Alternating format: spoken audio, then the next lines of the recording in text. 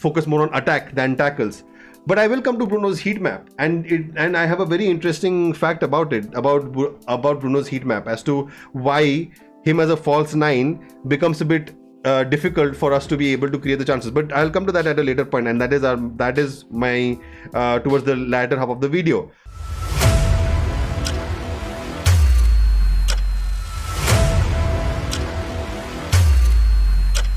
Hello everybody, welcome back to Streamatrix. My name is Neil and you are watching my reaction to Manchester United versus Fulham, along with a little bit of match analysis as well. In this stream and in this video, you can expect to get a lot more in-depth analysis as to what happened exactly in the match. I'm going to cover a few crucial areas, but most importantly, we will be focusing on 5 reasons as to why Manchester United just ended up scoring 1 goal, wherein they could have had, I think, close to 3 or 4 goals. I predicted in my match reaction video, is out live, so is the live stream, that we will be winning this comfortably 3-0. So we will be focusing on 5 crucial reasons as to why Manchester United ended up scoring just 1 goal. And if you guys have anything to add, feel free to let me know in the comments, in the chat section, and we can discuss that as well while we are live and in the videos whenever that comes out. Let's start with the match reaction, and then we can discuss about everything in detail. I will be giving you guys my overall view as to what happened exactly in the match and how I felt about it, what my views are, and post that we will be diving into those 5 reasons. So what are we waiting for? Let's get started with the match reaction of Manchester United versus Fulham, game week 1. Let's go. First of all, let's come to the scoreline, and there was 1-0, as you can see on the screen as well. Manchester United 1, Fulham 0, and the goal also came in possibly the last couple of gameplays that we had set up with after our substitutes came in as well. So the match overall, I felt like there were a lot of positives to take from it. Manchester United did show a lot of resilience, did show a lot of high pressing up front. There was a lot of intent to win the ball back. There was it also led to a lot of Fulham mistakes as well, and there were a couple of sitters that we had missed because of that were created firstly because of our pressing, but we missed because of our lack of finishing as well. Spoiler alert, that is one of the reasons. However, this is our first match. Our players are just getting to know each other. Delit and Mazraoui just joined 1 week before the match as well. So there were a few standout performances in the match, and for me, the 2 players who stood out in their positions and more was Kobe Mainoo and Mazraoui. Mainoo was all over the midfield, dictating the midfield, making sure that there is he wins the ball back, he kind of creates those chances, he's able to slide tackle, he's able to gauge his positioning so really well that he was able to intercept so many passes that we came through the lines of Fulham and sort of turn it around into an attacking play. And also Mazraoui was absolutely immense in his debut for Manchester United. I mean, he just joined a week back. I did not understand as to how he was able to get up to speed so soon. We did need to play him. I did predict that he will be in the lineup in my match preview, which is again live on the channel. You can go back and have a watch at that. However, he really impressed with the way he sort of was getting on the ball, dictating the play, not just in attacking but also in defending. Like we all had a question mark when Wan-Bissaka left as to what will go on with the defensive side of a right back. But there was one chance wherein he dived in the penalty box to get the ball out, and he was the last line of defense. Onana was caught out on the near post, and it was such brilliantly worked moment that Mazraoui had given us to all our fans. It was like it was watching one of an elite defender, and to believe that and to think that we have gotten him just for about 17 odd million euros. I think that's absolutely crazy business that we have done, and I feel Mazraoui has a lot of potential that he can live up to in Manchester United as well. Alright, so these 2 were my standout performances, Kobe Mainoo and Mazraoui. A mention has to go out to Zirkzee, who got the goal in the end, and also to Garnacho. I think when Garnacho came on to the midfield, there was a lot of energy that he brought into the wing position. In the first half, Ahmad also had really beautiful play. His control of the ball, the way he was able to dribble past the defenders, again was something that we knew that Ahmad can do. but also in the bigger stage. Even when he was receiving the ball towards his back, he was able to turn around and create that into an attacking chance. And I also feel that Bruno overall had a decent game. I feel I'll come to that towards the end of the review, but I feel Bruno's performance was partly a bit jeopardized due to his positioning and the positioning that we are playing right now. So I will come to that towards the end, so keep a lookout for that. Fulham also had a couple of sitters that they missed, especially the 2v1 versus Harry Maguire, and also they had a beautiful shot from outside the box. I think it was Tete who had taken that shot, which curled right in the top corner, and Onana was there to make the save. So yeah, I think that was my overall reaction to the match. I think we had a decent game. I would say that the first half belonged to us. In the second half, the first part of the second half belonged to Fulham. They were able to play through our midfield as well. But again, towards the latter half of the second half, I think we gained back possession quite a bit more, and we were able to come back into the game and of course get the all crucial goal. The other positive that I had to mention is Casemiro. I think Casemiro also had an immense game. He did not look off the pace. In the Community Shield also he was being run over quite some bit, but I think in this game he was able to work his way around, and it was great seeing Casemiro going into those tackles with intent, wanting the ball.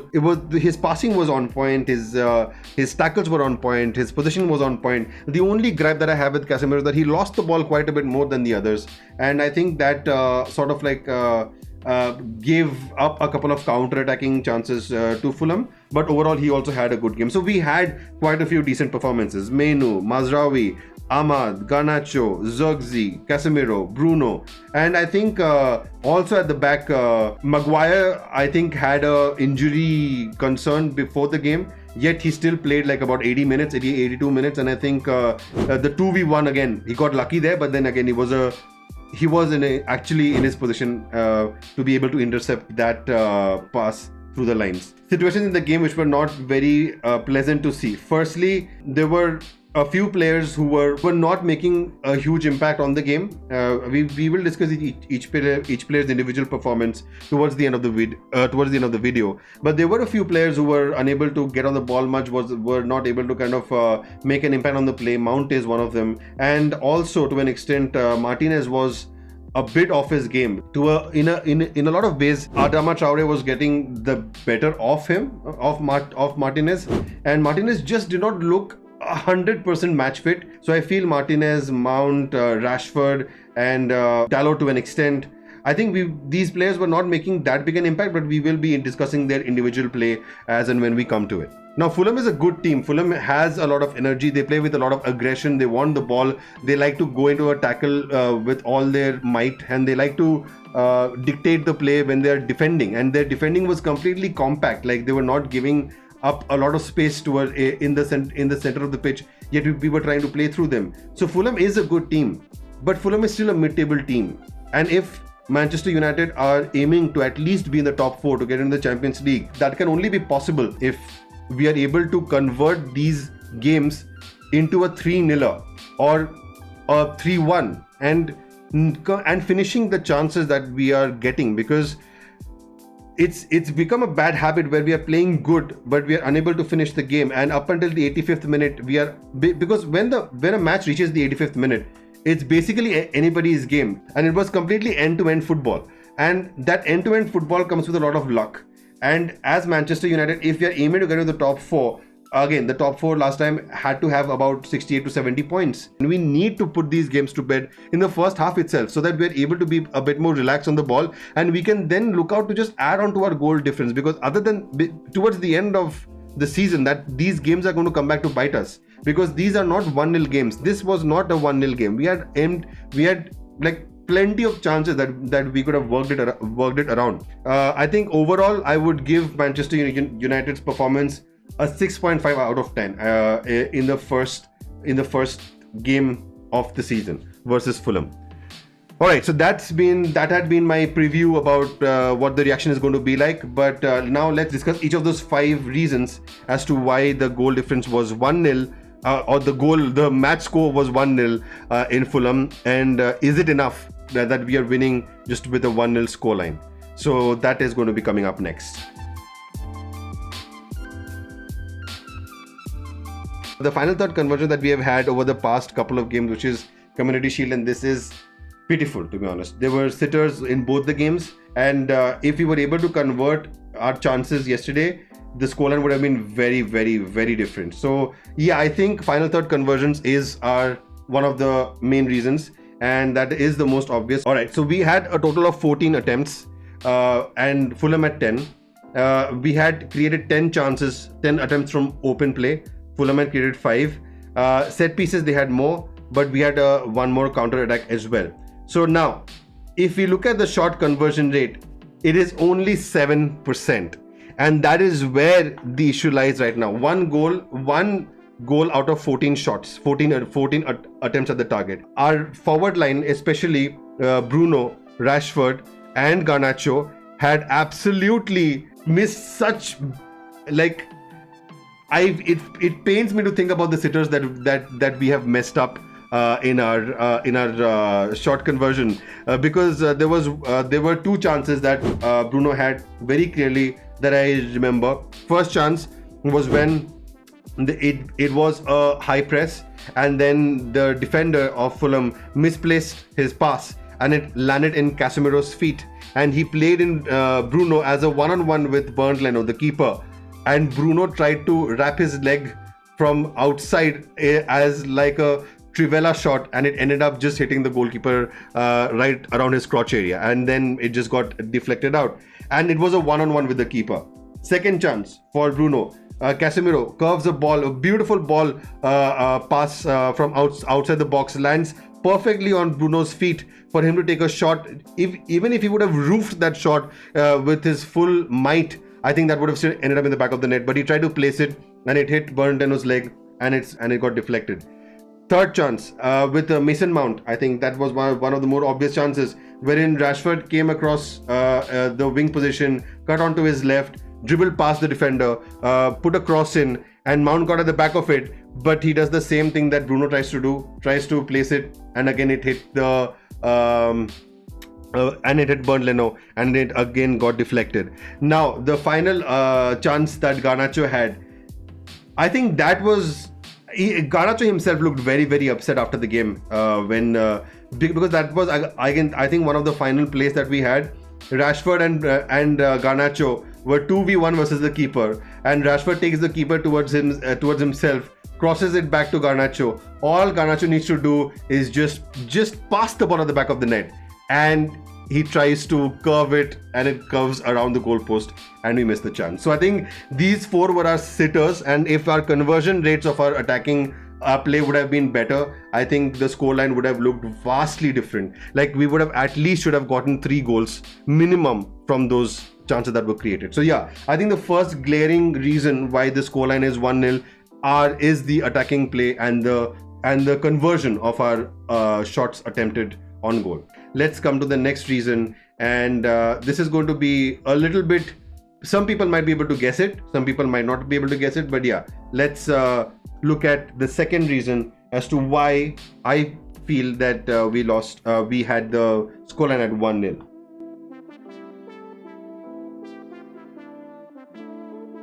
Ball retention and chance creation. All right, so now we will be looking at a few graphics. So as you can see here, Menu and Casemiro both have got a rating of 7.9, and their midfield play was really what was bailing us out of a lot of counterattacks. And in a lot of sense, I feel that Menu and Casemiro covered a lot of ground. However, when it comes to the ball retention part and chance creation part, apart from Menu and Casemiro, Mount was losing a lot of possession, Rashford was losing a lot of possession, Bruno was losing a lot of possession, and so was Ahmad. So our front 4 that we were playing with was making it difficult for us to be able to convert our ball retention and interceptions into a attacking play. Now Casemiro's heat map is all over the midfield, so is Menu's.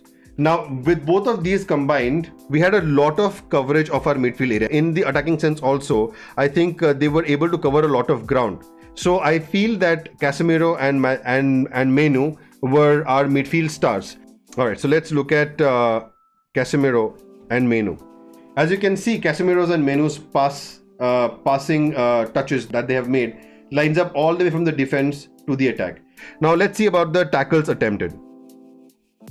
And in this, I would leave Casemiro and Menu out, because as you can see by the numbers here, Casemiro had 6 tackles, Menu had 4. But I will be using our front 2, which was Mount and Fernandes, and I'm going to remove Fulham from there.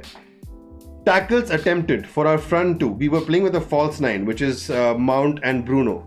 And there were just 1, 2, 3, 4, 5, 6, and 7. 7 tackles attempted by our midfield duo who are our front line. Now, people might argue that, Bruno is playing as a false 9 and he's supposed to focus more on attack than tackles.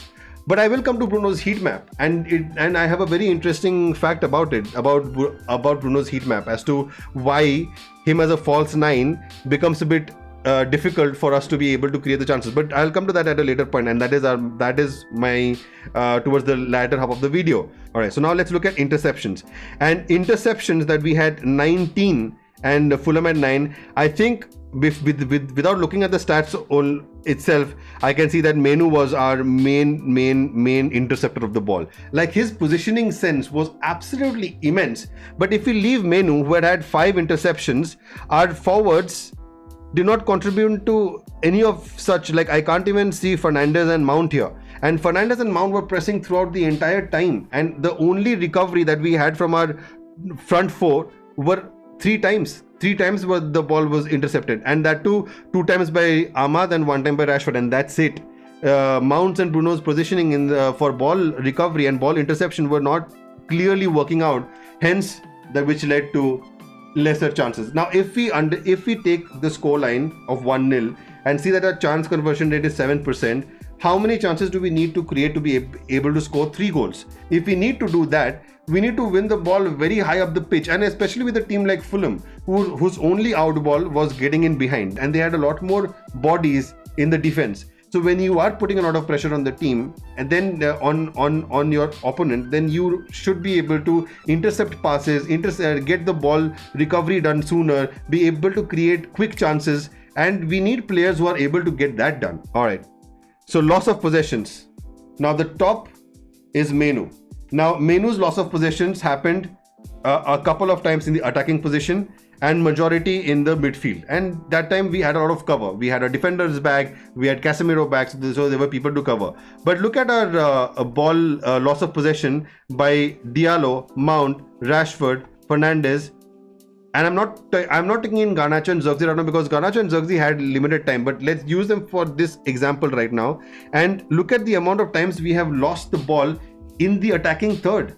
And again, it's the place where the defenders will be. However, if our players are unable to keep a hold of the ball and create quality chances, then it becomes difficult for anybody to be able to put the ball in the back of the net. And if your style of play is pressing, which we saw yesterday with the team, but if the pressing does not lead to ball recovery or interceptions much in the attacking third, then you're just losing out on energy, and that's all. You're just getting tired. I feel these are a couple of aspects that led to the ball recovery and ball retention having a bit of a challenge in our gameplay. All right, so now let's move on to the third reason as to the scoreline being 1-0.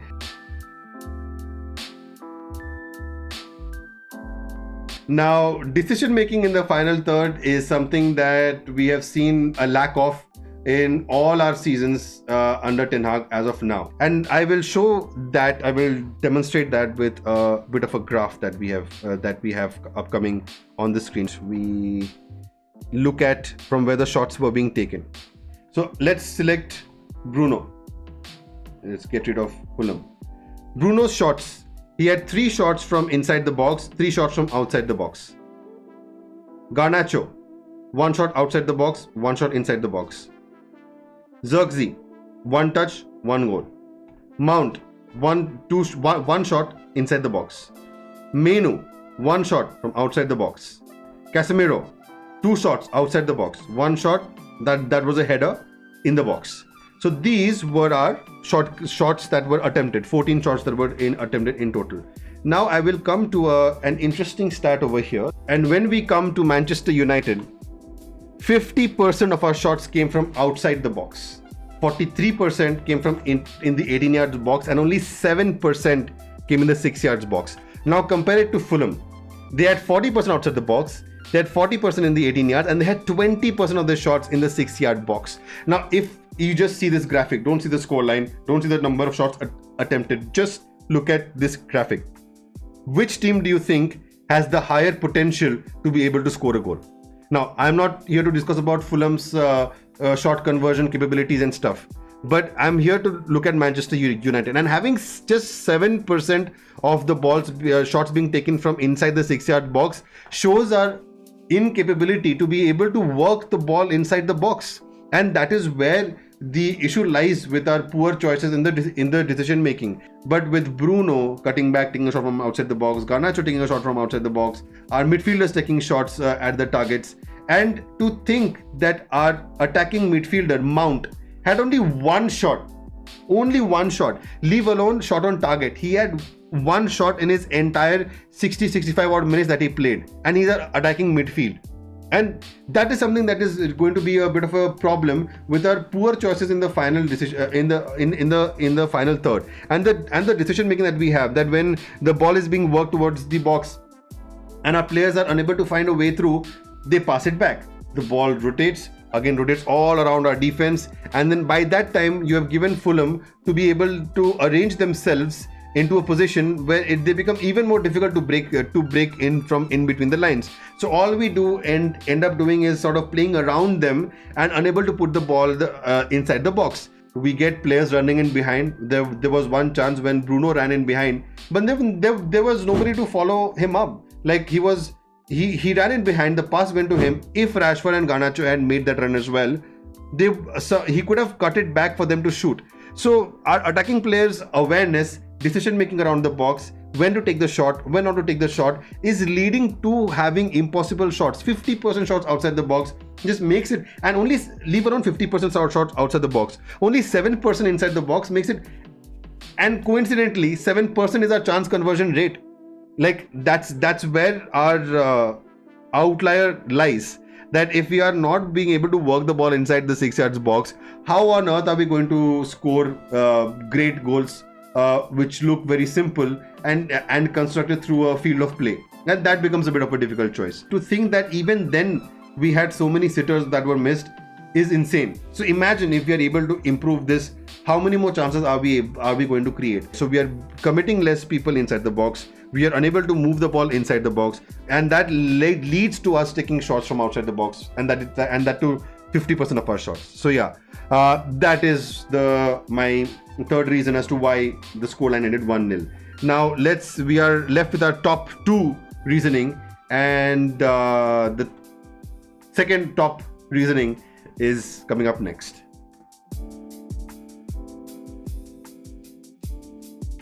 So our second top reason, reason is lack of tactical adjustments. And a big part of that is due to the fact that Fulham had set up to defend and counter attack. And we know that we like to play on the counter attack. So if a team is like Arsenal or City, wherein they are focused more on attacking, I think our tactics work. Why? Because we are able to commit a few more players forward, our wingers and a forward, and they're able to get in behind, or Rashford is able to take the out ball, try to run all the way with it. Till then, he's joined by a couple of attackers. That works fine. But when it comes to mid-table teams, they are not going to be committing too many players up front. They are putting 8 bodies behind the ball, protecting the box. Now, in that particular situation, how will you tactically adjust? Now, do I think that it's possible in one season that Ten Hag does it? No. Do I think that it's possible in 2 seasons he does it? Yes. But did he have the players last season to do it? He did not. And some players did not end up being well. Do we have the players now to do it? Somewhat. We have Pelistri, we have Sancho, we have Ahmad. These three are good dribblers. They are able to sort of like make their way through in the attacking positions. Beyond them, I think to an extent Garnacho can do it, to an extent Mount can do it, to an extent Menu can do it. But even then, we need to use the strengths of our team, which should be available to us. Now, if you see, we have committed Rashford, number 10, 37, Menu, 8, Bruno, 7, Mount, and 16, Ahmad. So we had 1, 2, 3, 4, 5 players who are playing in the attacking positions. How many players did Fulham had behind the ball? 1, 2, 3, 4, 5, 6. All the time. This is the average player positioning. Hence, they were making a very compact field of play right in the center. And look at where our team was playing as well, right through the center. Our wing play was not, it was non-existent. Like our wing play of being able to play all the way across was something that we definitely need to work on. But even more than that, in this average position, when we are playing against a low block, we need to be able to either work our way around it, or we need to prefer wing play, which we have wingers for as well. So it becomes lack of tactical adjustments during the gameplay just ends up affecting the game negatively. And when Zirkzee came on, when Bruno went back to his position, when we were playing with a technically front three, 2 wingers and a striker, we did then start to use the pace of our wingers, Rashford, Garnacho, and Zirkzee. And lo and behold, we had a game. We had a goal. Zirkzee came on in the 65th minute or so, and he scored a goal in the 87th minute. It took him 27 minutes to score a goal. And 65 minutes we have been trying to score a goal, and we were not able to score one. When the wingers try to draw a defender out and are able to create space for another attacker to come into and try to work their ball in, we hardly saw that yesterday. And we were always trying to pass. Again, it's good that we were attempting a lot of short passes and we were trying to play through the defense lines and all of that. Midfield heavy against City makes a lot of sense. Why? Because City commit a lot of players forward. So if you gain control of the ball in the midfield, you can quickly switch the play and play in your pacey wingers. But when you are playing against a low block, having a midfield heavy team will not be that effective. You need a penalty box striker. You need someone who knows their way around the box to just open up a bit of a space for somebody to take a good shot or have a good chance. That was missing in yesterday's tactical adjustment until and unless Zirkzee came on. Even Zirkzee took a bit of a time adjusting to the pace of the game. But when he did, it did work for us. So I think lack of tactical adjustments sort of nullified our entire game. Now this graphic of short directions goes to show as to how we had stacked up our attack. 86% of our attack or short directions were from the midfield and only 7% of our wings. And that way, it just goes to show that we were still preferring to play through the midfield, even though Fulham were basically nullifying our attackers. We had 5 attackers in the attacking zones in the opponent's half, and they had 6 defenders in their own half defending the zones. And if you are looking at a man marking zone, you will be outnumbered all the time. So then it just takes away from the fact that we have committed 5 bodies. There were so many times we were putting so much pressure on Leno, on the defenders, on Iwobi, on Tete, everybody, but they were still being able to pass through us. Our closing down was not that effective. So yeah, I think overall our tactical fluidness was not entirely up to the mark, and I would have loved to seen a bit more fluidity in our attack. And when you are playing people like Bruno, Mount and Ahmad, who are comfortable in changing positions, I would have loved to see sometimes Bruno playing off the left or off the right, or Mount moving onto the wing and Ahmad coming into the center. It just draws away, it confuses the defenders who to mark and which player is going to cut in or which player is going to pass. The more amount of confusion, the more amount of errors. The more amount of errors, the more gaps. The more gaps, the more opportunities to work the ball inside the box. And before I come to the top reason, which I feel is one of the most important pointers, I do want to mention that I am being a bit more critical in this video, but it's not critical of the team in a sense that I did not enjoy the match. I loved the match. I enjoyed the match. The entire time I was on my seat in the first half. In the second half, I felt disappointed more and more. When I'm happy that we got the 3 points, I'm happy that we were able to put the ball in the back of the net finally after trying so many times. I'm happy that we created so many chances, so many sitters, because it was one of our huge red flags in the season before. But to be able to not put the game to bed when we could have done it very, very easily, it just feels that we missed out on having a exciting thrilling of a opening match. And and these are all my personal views. It's not reflective of, I am no expert. I am not someone who is going to be a stat heavy person all the single time. I talk about my feelings as well. These are my viewpoints that I'm putting forth. Top managers are able to read the game and have an impact with their tactical analysis, that alright, this is not working, let's get another player on, let's switch the gameplay and let's see how it runs. But Ten Hag is a bit too rigid when it comes to tactical fluidity during the game. And that is something that I would love to see him develop as a manager as well. Coming back to the main top point, which I feel due to which we were unable to score that 1-0, which were unable to score more goals. And that is coming up right now.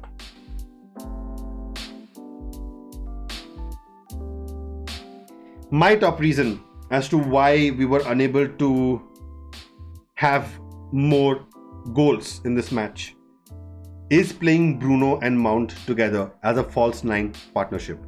When Mount joined, I think a lot of fans like us, like myself, had sort of a bit of a question mark as to what exactly would be Mount's place in the team, because Ten Hag is never going to drop Bruno unless he's injured, and Bruno is the club captain. And Bruno likes to play 90 minutes every match. So Ten Hag is not going to sub Bruno off. And Mount is a cam, usually likes to play as an attacking midfield. So does he play in the number 8 position? But then there is Menu, and Menu's performances have made him a nail-on starter. So where does Mount exactly fit in? Does he come on the wing? But now there is Ahmad, Garnacho and Rashford. And who will he sub there? Alright, somebody gets tired, he brings somebody else on. But then there is Anthony. Now you can't sell Anthony. Anthony was on the bench yesterday. You can't sell Anthony right now. You bought him for 85 million. You might sell Sancho. But still you have got four wingers. So where exactly does Mount fit? And looking at the tactics of Ten Hag in the Community Shield and in this match, it felt like he was trying to strike a balance between Mount and Bruno having a partnership in the number 9 position as a false 9. Did that really work? So when we look at the shots that Mount had attempted, that's it. Our attacking midfielder, who is also filling in as a false 9 sometimes, had only one shot. One shot total, not one shot on target, right? That's his one attempt on goal. Now, why do you think that? Now you might feel that why am I talking about him filling in the number 9 position? Why does Mount need to fill into the number 9 position? Let's quickly look at that. And for that, we will go to the heat maps. Alright, in the heat map, I'm going to select Bruno, who was playing in our false 9 position. And his heat map is all around the pitch. He's our false 9, but he has covered almost the entire width of the pitch. And that is Bruno. Bruno likes to run free. Bruno does not like to be confined by a single position. And that is what makes him an excellent attacking midfielder, because he can come back to defend and quickly turn the game around its head with a Hollywood pass, and Rashford is in. And that's the beauty of Bruno. Now, when you stick Bruno in a false 9 position, can Mount do that? Bruno's role as an attacking midfielder. Mount can, but I think Bruno is a better passer of the ball than Mount. So what happens when Bruno leaves the ball from the attacking third and goes to defend? Mount has to fill in as a false 9. Now, what was Mount available as a false 9 always? Absolutely not, and that's why he had just one shot. And now when we come to the heat map of Mount had 27 touches in the heat map. Our attacking midfielder having 27 touches of the ball. Guess who had more touches than Mount? Let's take a look. Garnacho, 21. He came on as a sub in the 65th minute. Alright. I'm not comparing with Bruno. Zirkzee, 12 touches. He had played for 65 minutes as a number 9. McTominay had 4 touches. 4 touches in like 10 minutes that he played. Casemiro had 81 touches. Menu had 66 touches. Bruno had 73 touches, and then Mount had 27 touches. Both of them combined are 100 touches. So now let's quickly go back to Bruno, alright? 73 touches, and look at his heat map all over the field from the attacking position to the defensive position. Does that help us if he's playing a false 9? Why would a false 9 need to come back and defend? Bruno likes to defend. Bruno likes to play across the pitch. Bruno likes to play everywhere. He likes to run free. Is that something that Bruno should be worried about when he's playing as a false 9 position? I don't think so. Hence, Mount needs to fill in. Now, when Mount fills in and has only 27 touches of the ball, and his graph is also towards the wing, then who is playing in our false 9 position in the middle of the pitch? His majority of his heat map is towards the right wing. So who is filling in as our false 9 position? So when you don't have players inside the box to get at the end of the passing of crosses, passes, headers, then what happens? Then we end up with a graphic of shots which look like this. This is the graphics of all the shots. Now, if I look at our midfielders, which is Casemiro and Menu, they had more shots than Mount. He had only one shot. And that is where the issue lies. If your attacking midfielder and your false 9 are interchanging positions all the time and they are unable to hold their position near and around the penalty box or near the attacking zone, it makes life difficult for people to find crosses. Who will the fullback cross to? They will cross to the winger. Now, if there is a defender blocking the winger, where does the winger go? There's nobody inside the box. He plays the ball back to the defender. And that is where we keep on rotating possession. We keep on rotating possession. So I think the false 9 play that we did, wherein we were focused more on the rotation of our attacking midfielder and Bruno, which is Mount and Bruno, it sort of took away from the ability to be able to score goals if he had a penalty box striker present. Was Zirkzee fit enough to take that position? Maybe not. But then you just put Mount in that position and just ask him to stay up front. Let Bruno run the midfield like he loves to do. But there has to be a breakthrough in the partnership of Mount and Bruno. Look at tackles and look at Mount.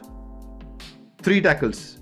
Look at interceptions and let's look at Mount. No interceptions at all. 0 interceptions of the ball. Alright, let's look at what else do we want to look at? Passes area. Let's look at Mount. He has attempted in a total. Mount has attempted 15 passes. 15 passes as an attacking midfield. Bruno has had 59 passes in comparison. And let's look at Bruno's passing area. It's all over the pitch. Like we said, Bruno loves to run all over the pitch. But where does that leave Mount? He's had 15 passes. Garnacho has had 11 passes. And that is where the problem lied yesterday. Mount he put in a lot of effort, lot of energy, lot of pressing. He was trying to get to the ball. But it almost felt like he was clueless. Which means that instead of playing with 10 players, you're playing with 9. Because one player is unable to get on the ball whatsoever. Imagine Onana having more passes than Mason Mount. And that's 29. And that is insane. Mount was our attacking midfield and false 9 filler when Bruno was not in his position. So that play that Ten Hag is doing right now of interchanging Bruno and Mount as our false 9 partnership is something that is taking away from the game and taking away from the ability for us to be able to score goals at the right time in the right ways. Alright, so I think these were my top 5 reasons for why the match ended 1-0, why Manchester United was able to score only 1 goal in the game. If you have stuck around till the end of this segment, then I think you deserve a bonus point. So here comes the bonus point of another bonus point as to why this scoreline ended 1-0.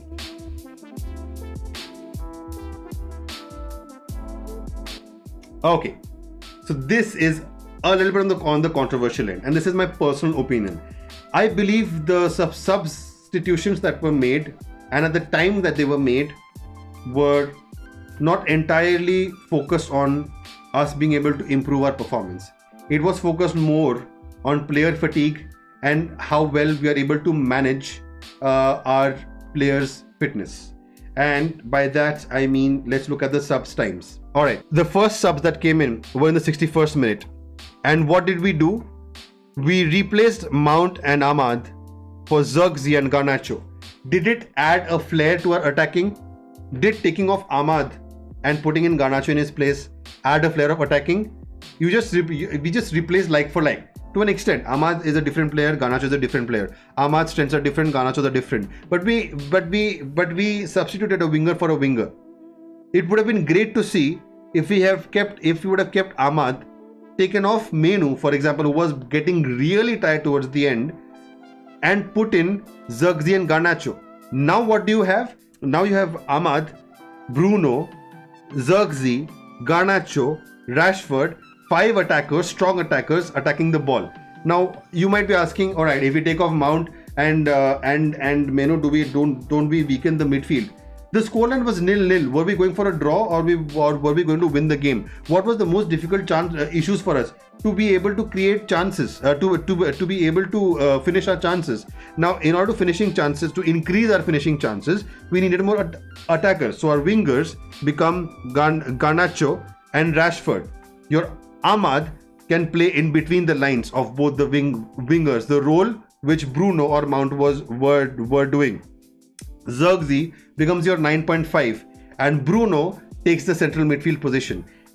Yes, Bruno's main attribute comes in through the attacking midfield, but just having another attacking option, I personally felt, would have increased our chances. Right, so the next substitution comes in the 81st minute.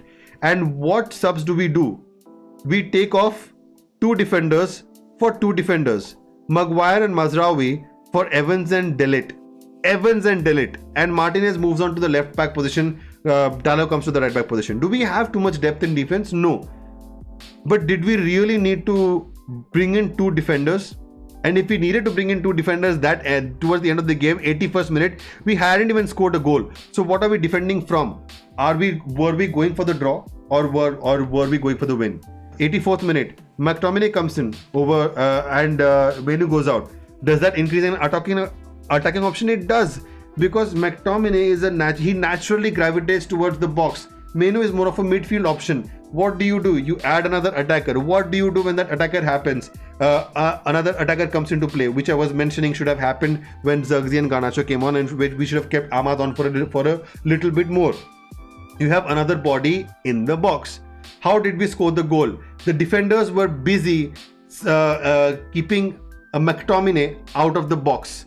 McTominay was holding back 2 defenders and nobody was marking Zirkzee. Everybody thought that the cross is going to come to Scott McTominay. And lo and behold, what happened? Zirkzee just ran through the midfield and he passed the ball over towards the wing and he ran into the midfield and got his feet to touch the ball and it ended in the back of the net. And that is what Shadowruns will be focused on when you have a player who naturally gravitates towards getting into the box. Bruno is not that, Mount is not that, Meno is not that, and Casemiro is not that. So 4 of our midfield are not that. Garnacho and Rashford are out on the wing. Ahmad and Rashford are out on the wing. They are unable to get into the box. So then you bring in McTominay and Zirkzee, and immediately we have 2 tall bodies in the middle of the box.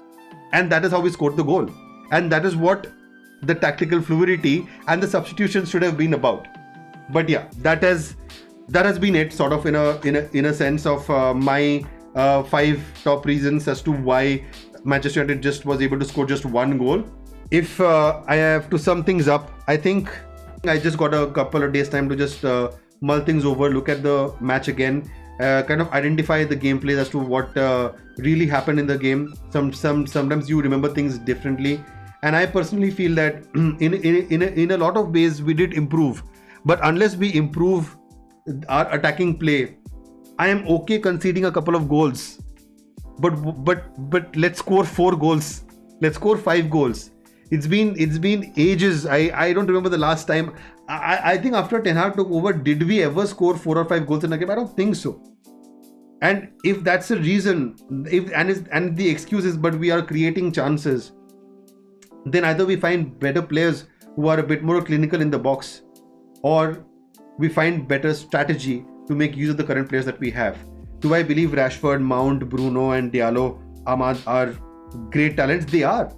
And do I believe that combined, 4 of them combined, they can score 3 goals in a game? I think they can. So let's just make use of it.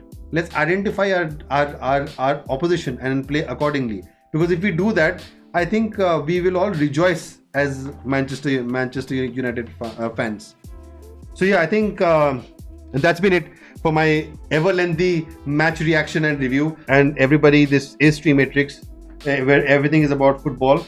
And hopefully this channel grows to include a lot more people who are enthusiastic about football, FIFA, and everything under the football stars. So thank you, everybody. Have a good night. I'll see you in the next one. Thank you so much.